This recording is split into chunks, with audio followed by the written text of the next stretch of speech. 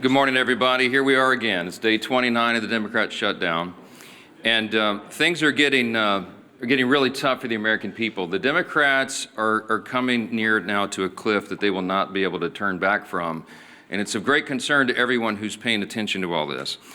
You will note that more air traffic controllers and TSA agents and park rangers are about to go without a paycheck. You've got families and children that rely upon SNAP benefits that are going to go hungry here at the end of the week. You've got more critical workers, by the way, including the people who are the stewards of our nuclear defense arsenal, who are forced to stay at home as the government remains closed.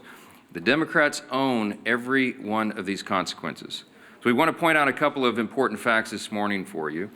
It's no coincidence that polling this week confirms that over 70% of the American people believe the Democratic Party is out of touch. And amazingly to us, still every day, they turn their backs on more and more hardworking American families to prolong their pain. And that is exactly what's being felt here. It is incredible to us that they've now voted 14 times between the House and Senate to reject the clean, simple funding bill that would simply reopen the government. 14 times they have thumbed their nose at the American people in spite of their pain that they themselves have acknowledged. And as we've explained here, the motivation behind that is very clear. And this is why the polling is indicating what it is. The people know the Democrats are responding to fear. It is their fear of the most radical far-left voices in their party that has made them decide to obey the demands of the far left and to shut down the entire government and thereby inflict all this pain on the people. And almost comically at this point, the Democrats are still out trying to convince you that this is somehow Republicans' fault. But the facts are the facts, and the American people can see that very clearly. They see the truth. We brought you a handy scorecard here so you can, follow the votes. I mean, this is very simple. The votes to pay the troops and federal workers and continue SNAP benefits and get air traffic controllers and Border Patrol agents paid. This is the vote tally. You see the dates here. The House did our work back on September 19th, and we voted, Republicans voted yes. Democrats voted no on all those things. And the Senate has now done it an additional 13 times. These are the votes. No one can say that this is in any way the fault of Republicans. We have a clean, simple bill, and everybody knows it. House and Senate Democrats are openly admitting that this is their shutdown. You have seen the highlight reel of all of them stumbling into admitting that. And yet they're also incoherently claiming that the shutdown is somehow on the fault of the other party. And the people aren't buying it. And that's why the polling continues to show that the approval of Republicans in Congress is rising with each passing day. And the Democrats, at the same time, Democrats in Congress have the lowest approval rating they have ever had since polling began, since recorded polling began on these metrics. And here's just an example yesterday. For example, CNN polling showed yesterday the approval of Republicans in Congress is up 8% since the shutdown began among independents. I mean, that's an important metric because people are paying attention. They understand what's happening and they see who is responsible. It's a really important thing to watch. Ronald Reagan used to remind us that you can always trust the American people, and we do. We trust their intelligence, and we trust their understanding of basic civics. In fact, we trust the American people's understanding of civics far more than the Democrats in this building right now. And a quick reminder of that is the people know that in the House of Representatives, you need a majority vote. You need 218 votes to pass legislation, to pass a clean, continuing resolution to fund the government. That's exactly what we did on September 19th. They also know that in the Senate, you have to have 60 votes to pass substantive legislation. And we've only got 53 Republican seats. That means we need, by the math, at least 7 Democrats to join us to reopen the government. Now, in other words, the Democrats are the only reason that the government is closed, and there is no other way to spin that, to make something else true about it. And of course, the Democrats know all that. We've seen their party leaders, and we've now made their phrases and their comments famous here every morning. Chuck Schumer, Whip Catherine Clark in the House. They've openly admitted that they're using the pain of the American people as their leverage. Why? To show to their base that they're fighting. And they're counting on the American people not noticing all this. And that's the very reason why we have to come in here every morning and relay the simple truths. I mean, somebody handed me this as I was walking in here. yesterday, according to the Media Research Center study, by a 2.5 to 1 margin, the Capitol Hill Press Corps has tweeted more about the House calendar during the shutdown than the negative consequences of the Democrat shutdown, than the troubles that we have, the hardships that are being experienced because of the troop pay and WIC funding and flights grounded and SNAP funding. You guys are writing more about the House calendar than the real pain that's being inflicted on the American people, and that's why we have to come in and relay the simple facts. Now, there's a misguided strategy that the Democrats are pursuing right now, and it reveals two important things that can't be glossed over. Number one, it shows they have no cards to play except to try to blame the other team, which is ridiculous, and it shows how little they think of the American people. They had a rally a couple weeks ago. They tried to portray President Trump as a king, and we pointed out, again, the obvious truth. If the president was a king, then the government would be open.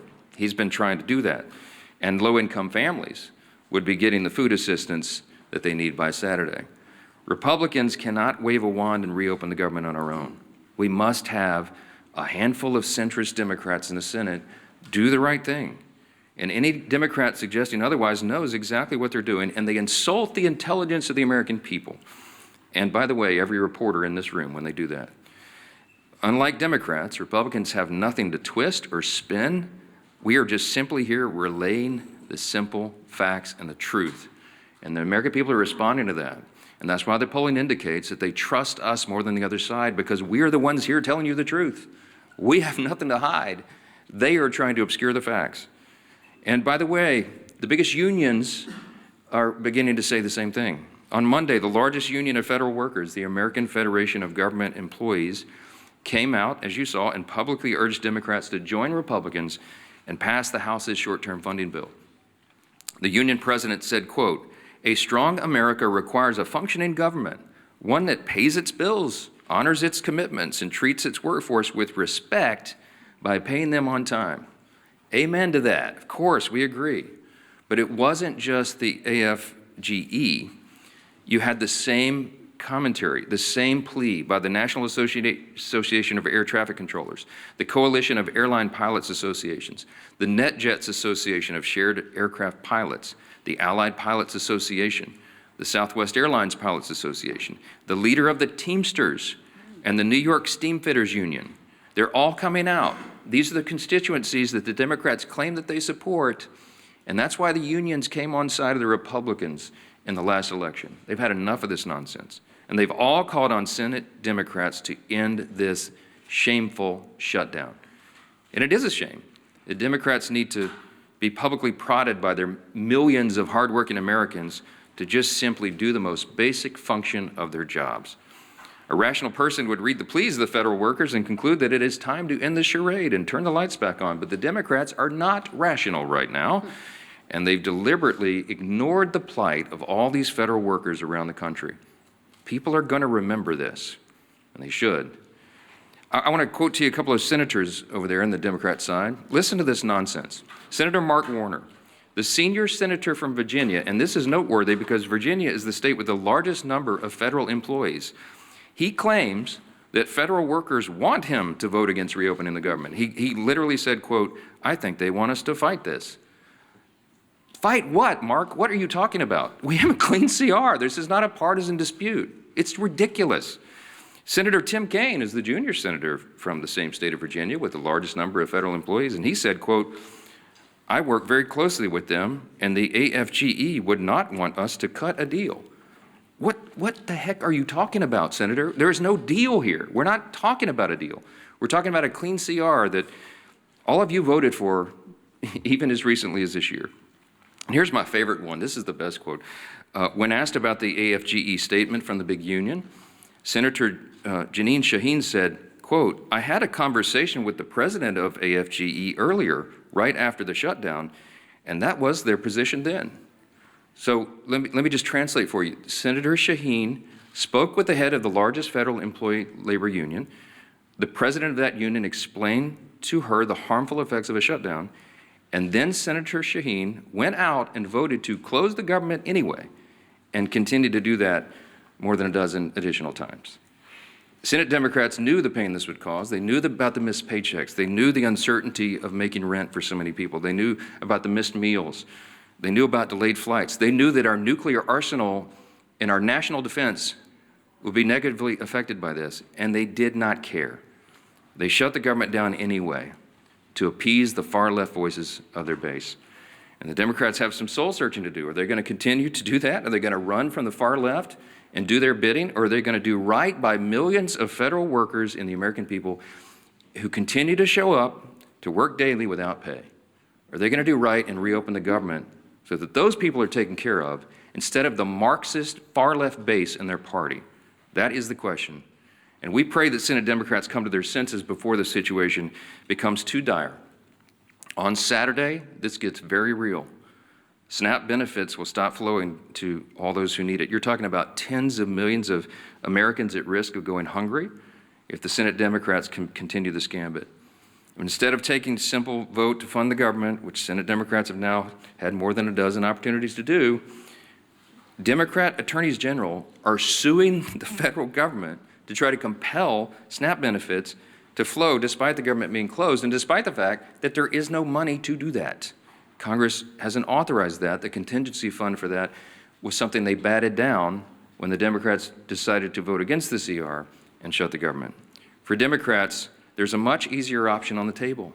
Just go do your job and fully fund all these programs and all these categories of people by voting for the CR. That's it. You don't have to do anything for Republicans. Just do your job for your constituents.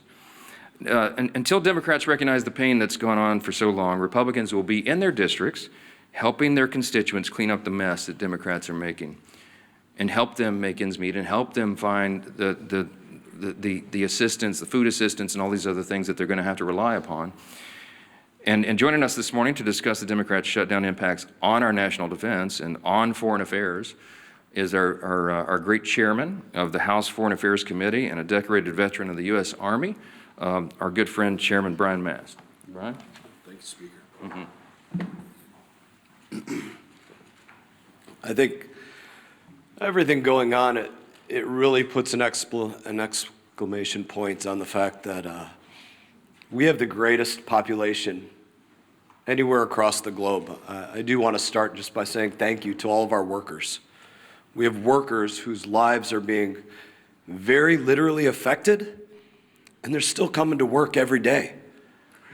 Those are really big, amazing people. That's our American workforce. So I just want to start by saying thank you to them.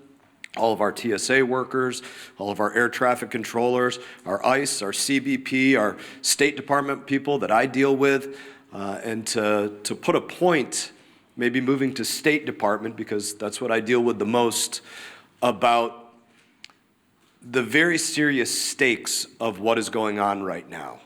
Not just with people's lives and them not being able to pay their bills, but with what's going on across the globe. To juxtapose these positions, we have President Trump in Asia right now, very literally trying to make sure that the United States of America is not cut off from rare earth minerals or other things, which is what China is literally trying to do. That's why there was a threat of another 100% tariff, because China was sending around letters saying, all you neighboring countries don't sell to America. So the president is abroad trying to protect our homeland. And we have Democrats here at home doing everything that they can to weaken our homeland. That's a difference of values. And the stakes of those values is the future of the greatest country on the face of this earth. We should pray that our adversaries would be stupid enough to say they're going to prioritize funding feminism in Africa over the food stamps of their own people. They're not that stupid, but apparently Hakeem Jeffries is, and that's a real problem for all of us here. I was on the phone with an ambassador this morning. I'm not going to say where, but we have requests for people to leave embassies abroad because of very real threats that are going on. The people in that embassy are right now trying to figure out if they have cash funding to get fuel for vehicles or to have diesel to put in their generators because they don't have reliable electricity in the places that they're in. Those are the real world consequences. While they're also worrying about Their paycheck isn't coming in. Can their family back home buy groceries, pay their bill for student loans, pay for the fuel to get their kids to school, or the tuition at their children's school, or all the other things that they have to worry about while they're worrying about can they even get out of country? So those are the difference of values. I guess I would close it by saying this. We need 5 Democrat senators to pull their heads out of their asses and go work for the United States of America. Thank you, Chairman Mast. Thank you for your service to our country and for keeping the focus where it needs to be on making sure America stays strong in the midst of turbulent times. And you know, what's so sad about this shutdown is that we don't need to be in these turbulent times. It was a self-imposed wound that Hakeem Jeffries and Chuck Schumer have imposed on the country. And if you look over this last month of the shutdown, you've seen Democrats literally playing a Dr. Jekyll and Mr. Hyde game with the American people. On one hand, they'll try to say, it's not us, it's the Republicans. Gee whiz, as the speaker talked about, oh, they control the House, Senate, and White House when they know that they are the ones that are shutting the government down. And then on the other hand, Mr. Jekyll's side, they're saying that they know that they're causing pain on the American people. They admit that there is suffering, but they're doing it for leverage. So you can't have it both ways, Chuck Schumer. You can't wake up one day and say you're going to try to blame it on the Republicans, and then on the next day, you're trying to say that, gee whiz, we know that we're causing these problems. They're admitting they're causing suffering on people, but they're doing it for leverage. And they can't even explain what that leverage is, because they just need to show their radical base that they're having a fight with Donald Trump. It's all it's been about from the beginning. You really want to know who's calling the shots in the Democrat Party. You saw it on the stage this past weekend. Bernie and AOC on the stage with the new leader of the Democrat Party, Mandami. Maybe Chuck Schumer's waiting for Mandami to let him know when he can open the government back up again. But families can't wait, because the real suffering is going to begin. It's already been happening, but it really hits home this weekend when SNAP benefits run out. And they know that. But I'm going to go through some of the lies, the myths, the things that they say when they know better. Chuck Schumer just yesterday said, quote, Republicans are in charge of the White House, the Senate, and the House, but they're refusing to do their job. Now, Chuck Schumer's been in Congress since the 1980s. And he knows that every day he's been there, there's been a requirement that you need not 51, not a majority like we need in the House. He was in the House where you did need a majority, and then he went over to the Senate where it's always been a requirement that you need a supermajority. And in fact, when they changed the rules, it's not a standard or a custom, it's an actual Senate rule that you need 60 votes. The rule used to be higher. And in 1975, many of you might have thought Chuck Schumer voted for that rule. He came in just a few years after. In 1975 is when they lowered the threshold to 60 votes. It used to actually be a higher standard in the rules. And so every day Chuck Schumer's been in Congress, it always took more than a simple majority, in fact, 60 votes to pass these kinds of bills through the Senate. And he knows that. So you'd ask, well, why is he trying to lie and mislead the American people? When he makes a statement like that, he knows he's trying to mislead the American people. And yet on other days, he does admit he knows he's causing suffering, but he's doing it for leverage. And so this game back and forth is what the American people are sick and tired of. Hakeem Jeffries, quote, we didn't view the current bill as anything other than a partisan Republican spending bill. He knows good and well that it was a clean CR. If Democrats still to this day don't know the difference between a clean CR and partisan bills, did they stop reading the bills? Because they used to vote for these bills. Just since 2017, go look at the facts. Speaker likes talking about the facts. Facts are important here. Since 2017, 30 different CRs. 30 times CRs have moved to keep the government open. And do you know 29 of the previous times Chuck Schumer's voted yes? 29. This 30th time is the only time Chuck Schumer has voted no. And of course, you'd say, well, then what's changed if he's voted? 29 out of 29 times before this, he voted for clean CRs. What's changed? This is a clean CR. What's changed is the Democrat Party has changed. Mondami is now running the party. That party has changed. But the American people still have the same needs. The American people, again, the clean CR doesn't solve our differences. We still have big differences that we need to go negotiate, but let's just do it while the lights are on without the American people being held hostage. And of course, the final myth that's been out there for the beginning of this whole shutdown that we've debunked many times, that it's, quote, a total effing lie. That was Chuck Schumer's word. I think he actually used the word itself. That Democrats support free taxpayer-funded health care, free legals. That was Schumer saying that.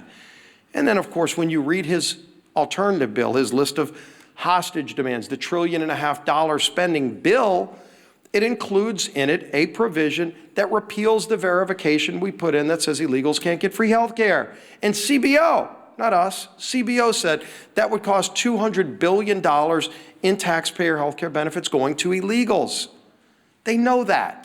Of course they know it. And so why would they want to try to mislead the American people by over and over again making those statements? So here you can see it. Time and time again, the SNAP benefits comment the speaker talked about. They were warned in early October that 42 million people could be at risk in just weeks of losing their SNAP benefits if they didn't open the government. They knew that. And they want to play this game of chicken, this Jekyll and Hyde, one day trying to blame everybody but themselves, and then the other day taking ownership and admitting they're causing suffering, but they want to do it for leverage. You can't have it both ways. And more importantly, the American people are feeling the suffering. And this weekend, that suffering gets worse. And we have voted over and over again to prevent the suffering. It's not necessary. It shouldn't happen. And there's a way to avoid it. All they need to do is today, just 5 Senate Democrats need to get courage and say, we're not going to take our orders from Mondami or whoever else it is that are calling the shots over there. We're going to do the right thing and open this government back up so we can get into that negotiation over all of our differences, which are many, but just don't hold the American people hostage while that goes on. That'll bring up our whip. Tom Emmer.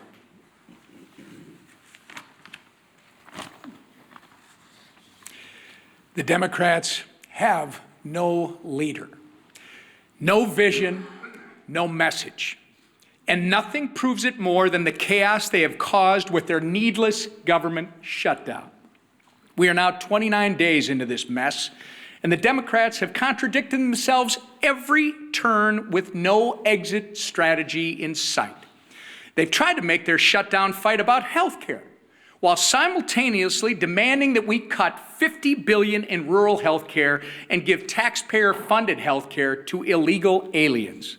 Not to mention the Americans who are suffering right now because critical health care services have been put on pause due to the Democrats' shutdown charade. On the issue of SNAP, Democrats are bending over backward to oppose Trump, using taxpayer dollars to fund frivolous lawsuits. Meanwhile, they are the ones causing people to lose their SNAP benefits by refusing to reopen the government. Remember, all of this could have been solved in a matter of 5 minutes by 5 Senate Democrats if they would do the reasonable and right thing by supporting our clean CR. The same CR that they supported just 6 months ago, and as we've said over and over, that they passed 13 times under the Biden administration. But instead, they'd rather run in circles, tripping over their own feet in the process and hanging their constituents out to dry. Why? In order to attain political leverage and score points with the radical Mamdani and Omar Fada supporting that, by the way, for those of you that don't know, is the Mondami of the Midwest, Omar Fata, supporting that wing of their party. Take it from the party who essentially wrote the government shutdown playbook. It doesn't work. Shutdowns achieve nothing but hurt everyone. So enough with the political games. Pass our clean CR and let's reopen the government for the people that you were elected to serve.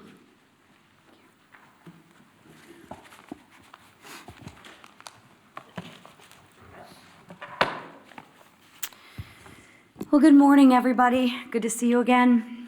Let's get one thing straight right out of the gate. House Republicans did our job. Senate Democrats didn't. It's that simple.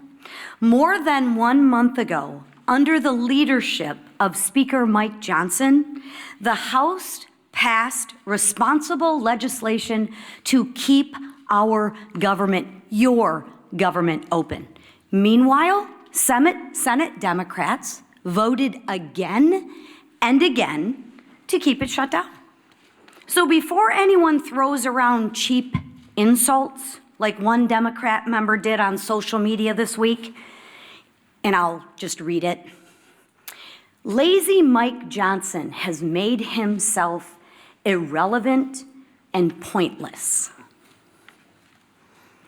You know, I always find that funny. When you can't beat us on the issues, what do children do? They personalize it. And that's exactly what this member is doing. He can't beat us on the issues, so he wants to attack our leader, who has done a remarkable job, and personalize it. We're not in 6th grade anymore, but maybe for some people they are in 6th grade. But let's remember the facts. Republicans acted, the Democrats stalled. Mike Johnson has shown leadership, discipline, and focus.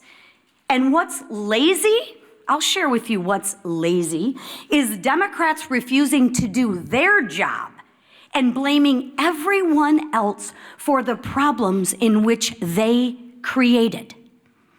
Because what Democrats are doing is wrong. And Americans, real Americans, hardworking Americans, are getting hurt. I, for one, have had it. And I don't think I'm the only one out there. On Sunday, a Democrat House member admitted to the Wall Street Journal that his party is being pushed by far-left groups. He said the quiet part out loud, everybody. He said what we've been saying forever. He said Democrats were lying to the American people about the reason behind the shutdown.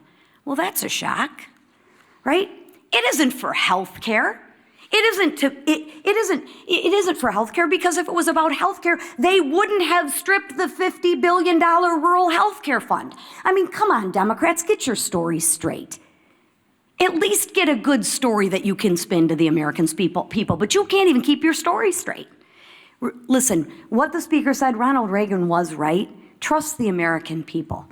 And you know what? I'll say it again. When the facts aren't on your side, you have to personalize it and you have to lie. But the question right now is, at what point is the pain of the Americans going to outweigh the radical cries of their base? It wasn't when our troops almost didn't get paid. It wasn't when moms and infants were at risk of losing the food off their table. It wasn't when flights across the nation got canceled because air traffic controllers and TSA agents didn't get paid. No. When that happened, Democrats said, every day gets better for them. Really? Maybe because they're getting paid while the people who they represent are not. That's what they said. They said pain for the American people was their best leverage. They said maybe it was uncomfortable, but it was worth it to them. Really? Think about that. Let that settle in. Let that just sit for a minute. So now I ask, will it be enough pain this weekend when 42 million Americans lose access to food on their table?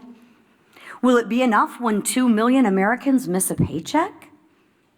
What Democrats are doing right now is absolutely cruel, but it's also dangerous. And I think Chairman Mast spoke very well on this issue, but let's build on that. When our skies aren't staffed, when our borders aren't secure, and when our troops are at risk of missing a paycheck, that is not a political strategy. That is a national security threat. Enough is enough. Americans do not want to be used as leverage. And they don't want to be used as leverage for another $1 trillion of wasteful spending. They work way too hard for their paychecks. They want relief, they want leadership, and they want results. Democrats, please, I implore you, do what's right. Democrats, do what's right. End the shutdown. End the suffering for the American people. Stop, as you say, leveraging the pain. Vote for the Clean CR funding bill and let America move forward. Thank you. All right, questions? Manu, go ahead. Given how dire the that you expressed for so many Americans right now, how do you justify the administration giving this big, massive bailout to Argentina, as well as calling for an increase in beef imports from Argentina? Look, we give foreign policy, the execution of foreign policy to the executive branch. That's what the president is doing right now. There's lots of nuances about that. He's involved in negotiating trade agreements around the country to the great success and benefit of the American people right now. Dozens of them being worked out. He's overseas right now doing the same thing. And what he accomplished in Japan is a remarkable thing for the American people. And by the way, they've agreed to invest $550 billion into America, and that's good for everyone. So I can't get into the nuances of every single trade agreement with every country around the world, but we're going to trust the president to do what he's doing. He's had a remarkable track record of success for the American people, and nobody in this room can refute it. So I'm going to leave it right there. Chad, let's talk about the government shutdown. It's the main important thing right here. Chad, go ahead. Good morning. Can you talk about some of the members in, excuse me, can you talk about some of the members in your conference who have expressed concern about the House being out, or saying that this has gone on, too long, we need to maybe have another CR or take another approach or do something on health care? Yeah. Can you talk about what that is like and some of the things that you're hearing from your members who are saying, this is really going on? Well, you all know what I'm hearing from my members because our calls are leaked every week, and we had a conference call with almost everyone yesterday. By our count, there's about 3 to 4 members of the House Republican Conference who have only mildly questioned working in the districts as opposed to being here on the floor. And we talked through that in as much detail as we can on a call that I know is being printed on the front page of all the papers the next morning. But I can tell you that 99% of all the Republicans in the Senate and the House heartily agree with what we are doing. They understand the most important thing and the most important function and the basic and most simple thing that government must do is keep its operation going for the people. That is the first job of Congress. And when we can't do that, everything is paralyzed. And so we have made that the #1 emphasis. We need the Senate Democrats to do what they have always done in the past. Don't make me tell you all the facts again. 13 times during the Biden administration alone, they voted on CRs to keep the government going. They know the pain they're inflicting. They do not care because they're more afraid of the radical left Marxists in the base than they are the American people. That's plain and simple. And so it's painful for them, for us to get up here every single day and relate again the simple truths. We have to do that. The repetition is what makes the truth saturate, because most of the mainstream media is giving us headwinds. They're pushing back, as I just demonstrated from you from the results. The research proves what we know intuitively, that the mainstream media, most of the legacy media, is parroting the talking points to the other side. You are not asking Chuck Schumer the hard questions. You're not asking Hakeem Jeffries the hard questions. Not enough of them. They're hiding. And they think that they can appease the radical base because they're more afraid of the voices of the far left corner of their party than they are everybody else. And I think there's going to be a big price to pay for that in the future. Yes, sir, right here. Religion News Service has tracked 5 different instances in the last few weeks. DHS or ICE agents apparently, or the sort of support, shooting Christian clergy with pepper bullets, pepper rounds, and rubber bullets. There was viral video of a Presbyterian minister being hit in the head with pepper rounds, and just last week, a UCC minister was shot directly in the face with a pepper round by a DHS agent that left his face bloody. I know that you've advocated for religious freedom in the past and celebrated the president's decision to pardon anti-abortion demonstrators. Do you share the concern of these clergy? This is a religious freedom issue that's emerging between the administration and the clergy. I can't comment on any of those instances. I haven't seen or heard any of those videos, so I'm not going to comment about it. But I would say, hold on, wait a minute. Let me answer you. Hold on. Thank you. You asked the question. Religious freedom does not extend and give you the right to get in the face of an ICE officer and assault them, if indeed that was what happened there. What I've seen is a measured approach by the people who are trying to enforce our border laws, our immigration laws. And that was desperately needed and desired and demanded by the American people. You might remember the #1 issue in the November election last year was the wide open border and the chaos that has ensued by that. So the people are out doing a very difficult job. ICE officers, by the way, are under tremendous strain and pressure. How would you like to do that job if you had to put on the badge and do it? When you know you have the media criticizing every move, and you have wild protesters in your face, cursing at you, waving their finger in your face, and sometimes pushing you and assaulting you. Okay, it's a dangerous, risky job. Thank the Lord that there are people who are willing to do that difficult job, to put on the badge and show that kind of courage. We should be on the side of law enforcement, and anybody who's trying to disrupt those operations, they need to be handled the right way. Now, look, all of us want the law to be enforced. We are the rule of law party. Chaos is not an American virtue, the rule of law, but you have to have order, and you have to have peace, and you have to have some people who are brave enough to put on the uniform and go ensure that. So get out of their face and let them do their job. That's what I would say. Down here, yes, ma'am. We're getting closer to the November 21st deadline for the CR that you guys passed. We're almost 3 weeks away from that. Is it time to bring the House back to pass a new CR with a new date? Is fewer than 3 weeks enough time to finish appropriation? Wouldn't that be a futile exercise when we have a CR that's been sitting over there since September 19th? If I brought the House back and we passed another CR, it would meet the exact same fate from Chuck Schumer. He would mock it, they would spike it, and they would try to blame it on us. So what would be the point of that? We're all concerned about the timing. The Democrats are eating up the clock. We have very important work to do here, and that's why we're pleading with them, not Chuck Schumer. Look, I think Chuck Schumer and Hakeem Jeffries are irredeemable at this point. I don't think they'll be able to tell Mondami in New York and his disciples that they voted to open the government. I've given up on the leadership. So we're trying to appeal to a handful of moderates or centrists who care more about the American people and will put the people's interest over their own and do the right thing in the Senate. I mean, there's no point in me sitting down with Chuck Schumer. He's painted himself into a corner. I get all that. Mondami it looks like he's going to win and be the mayor of New York City, and Hakeem Jeffries came out and endorsed him. That's all you need to know. Hakeem Jeffries is terrified that Mondami, one of his disciples, is going to challenge him in his own seat in the election next fall. You've already seen that rumored. Some of you have reported on it. So he had to do it. He had to endorse socialism. He had to endorse Marxism. This dangerous ideology that has taken over the Democrat Party, that is what is motivating them. So it doesn't matter what we do in the House. It doesn't matter what we pass. We have to get a handful of moderates over there who care about America to do the right thing. We need at least 7 Democrats. It takes 60 votes in the Senate to pass it. This is not the Republicans. This fault is squarely on the shoulders of the Democrats, and they are the ones causing you the pain, and don't ever let them forget it. Thank you. Thank you.